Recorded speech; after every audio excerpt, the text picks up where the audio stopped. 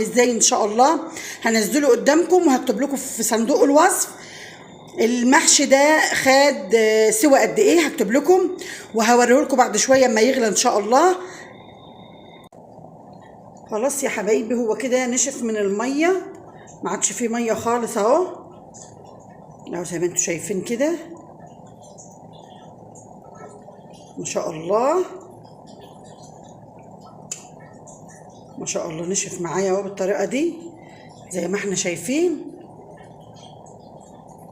كده بالظبط. باذن الله كده هيبقى مثلا ايه، هسيبه ربع ساعه على نار هاديه، وهحط عليه معلقه سمنه بلدي اقدحها عليه، اطش عليه معلقه سمنه بلدي زي ما احنا شايفين بالطريقه دي. مفيش رز طلع بره، مفيش فيه اي حاجه بسبب ان احنا حطينا الورق ده على الوش، وكمان اللف اتلف لفه مظبوطه.